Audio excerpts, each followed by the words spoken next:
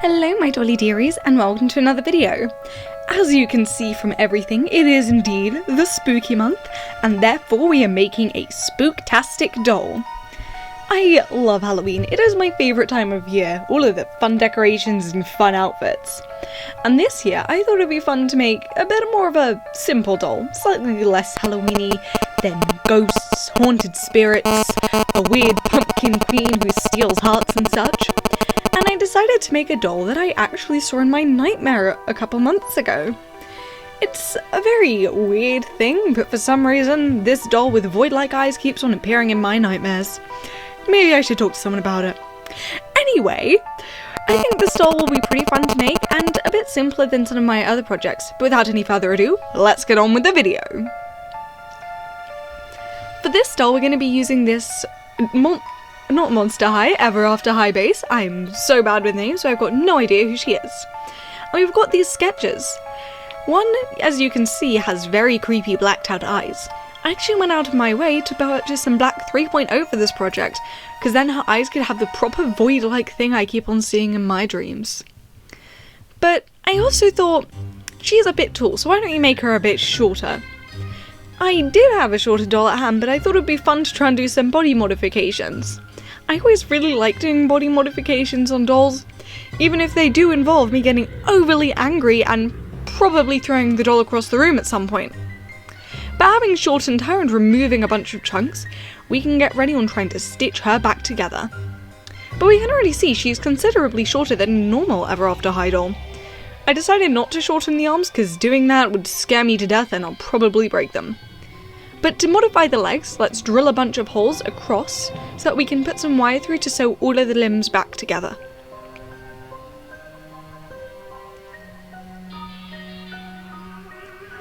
When I've put holes in both of them, I take some wire, slip it through both holes, and twist it together at the edges to kind of create a seam between them, which we will then later stuff full of hot glue, clay, and tinfoil. Now that we've shoved a bit of tinfoil in there, which I had to do off camera because it was a bit difficult, we shove a bunch of hot glue in there as well. Careful not to get it too close to the edges because we want to cover all of this stuff up with some clay in a moment. But it looks okay. And I keep on checking her back to a normal Ever After High doll to make sure she is a bit shorter.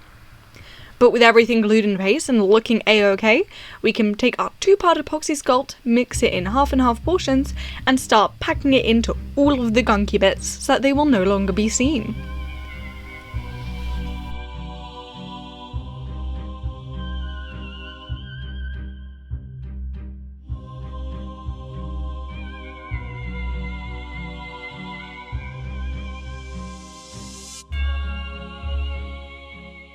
She is looking pretty okay. Her thighs are a bit bulky and her calves are a bit weird, but I'm sure we can figure that out with the next stage, sanding. We're going to want to get rid of all of these bumps. We're going to want to make it look smooth and like it is the normal plastic. Make sure to wear a mask for doing this as well, because it generates a lot of dust. But with everything all sanded, we're going to go on to painting, and my least favourite part of it, which is colour matching. So I decided to give up. And instead we're going to use the shorter doll I had on hand. It's slightly sad because I wanted to do body modifications, but ended up not being able to. But why don't we try prepping this doll? We'll take off her head as normal, cut away all of her hair as close to the scalp as we can with a pair of short scissors, and scrape out all of the gunk with our pair of pliers. And then we can cut open the back of her head. I'm not going to bother fishing all of their hair out of the neck hole due to the fact that I can cut open the back of the head and oh my god, that is disgusting. I pull it out with a few pinches because it's just so clumped together, but ew, it was so sticky and disgusting. But with everything cut out, we can get to the most horrifying part of this doll, cutting the eyes. Since doing my Zodiac dolls, I've not had any experience cutting out the eyes. And my Zodiac dolls I'm not particularly proud of because a lot of their eyes and faces do not look too good. But, you know, these look okay. So I think we're good to go. Let's remove her face paint with some acetone. I dip my Q-tips in 100% acetone and use sweeping motions to remove the paint from the face.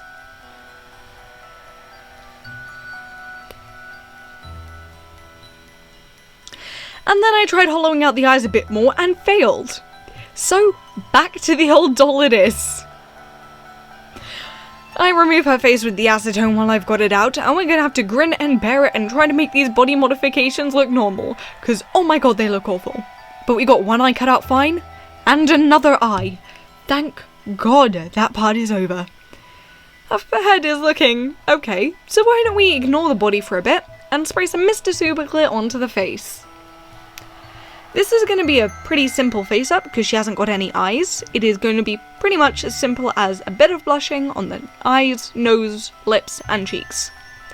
I add in some nice browns for the eyeshadow to try and get it nice and natural. She's a creepy doll, but I don't think she's going to have too bold a makeup, so I go in with some nice warm browns.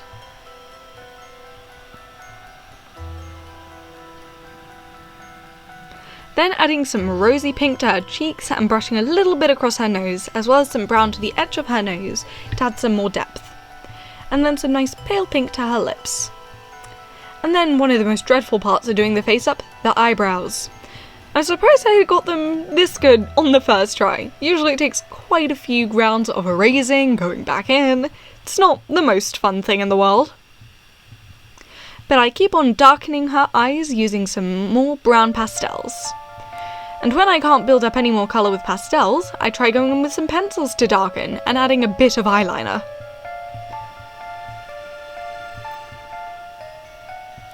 Even though I don't wear eyeliner much, dolls always look much better with eyeliner. I don't know what it is.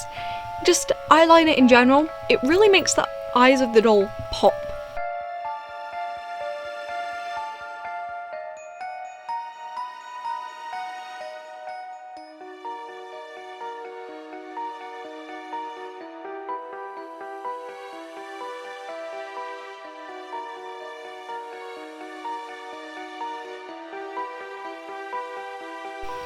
With some nice colours in for the rest of her face, let's block in some pale pink for her lips. Nothing too bold.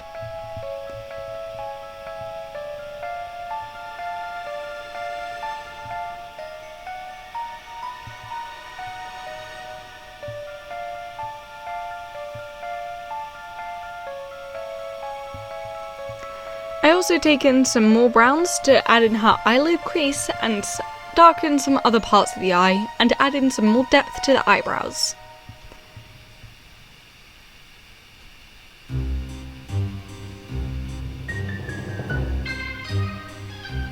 I then take my black pencil to start adding in some light eyeliner. Seeing how she's going to have a bunch of black painted on the inside of her head, I feel too much eyeliner might make them blend away. So I'm trying to keep the dark black eyeliner a bit on the lighter side, and keeping it more to dark browns.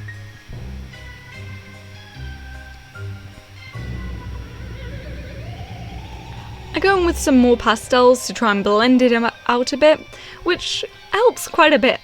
I'm pretty happy with how this face up turned out, even if it is one of the simplest ones I've done.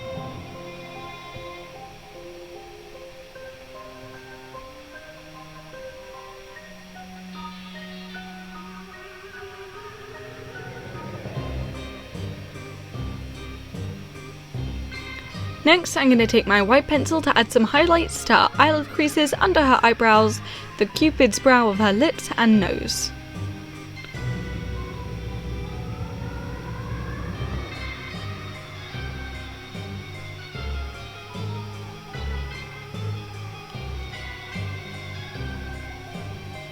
And with that, her face is done. It's pretty cute, right? Now onto one of the most hated bits for me. Sewing. To try and make this process a bit more bearable, I got out the sewing machine. This is using an adapted delightful pattern for the summer sundress. I did the lining. I'm not sure if I'd do that on future because while adding lining to things is great and it makes them look a lot nicer, it does make the clothing a little bulky. But with the dress all sewn and looking very, very nice, we can go with some decorations. Of course I've got to add some gemstones, which I add in alternating colours of a nice purple and yellow, seeing how it is the opposing colour to purple on the colour wheel around the bottom. And with the paints out as well to add some details, we're also going to colour match her body and do the inside of her head. As you can see here, I put some card in, which will look white from before painting it, and covered it in black 3.0 paint. This was the best way I could think of to keep the void-like thing in her eyes, but have it a bit behind as well. I then painted some nice eye-like patterns on her dress, and now that her head's all in, we can add some eyelashes as well. With eyelashes and dress and body modifications all painted, we can move on to her wig. I had this beautiful dark brown hair, which I got from ArtDoll's UK. I think they might have rebranded, so I'll pop up their little new logo and name up here, because I cannot remember off the top of my head. But oh my gosh, this hair is so beautiful. I have got to use it for another Halloween custom, because something about it is very, very spooky. But taking some Mod Podge, I stroke it down on tinfoil, plop the hair on top, and stroke more glue on top of it to make my hair wefts.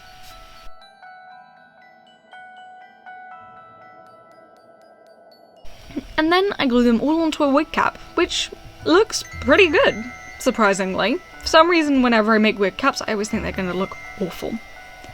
But with everything glued on, we can give her a bit of a haircut, because her hair does look a bit uneven and her fringe is a bit grown out. I take my scissors and lightly chop the ends, feathering them out so they don't look too bulky, and giving her some nice bangs at the front as well as a fringe. The fringe is always the bit I dread the most, because once you've cut it, you can't uncut it and you can't disguise it with more hair. But I don't think I did too bad. But with that, and a pair of shoes from my old ArtDoll, she's done.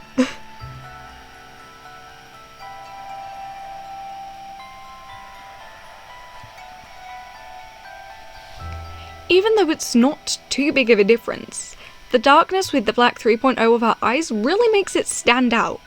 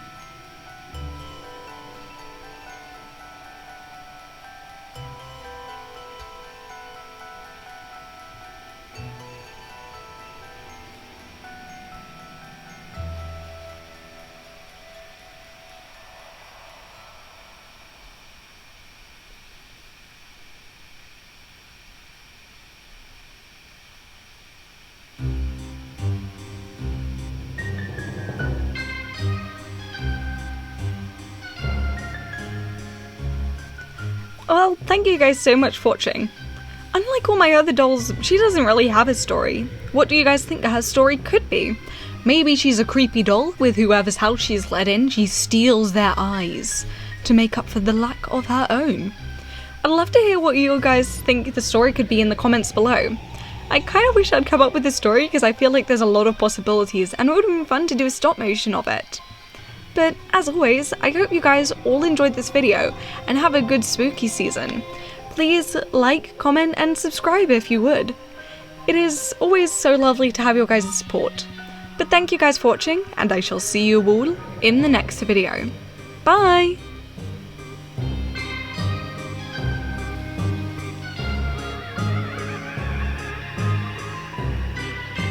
Ai, que delícia.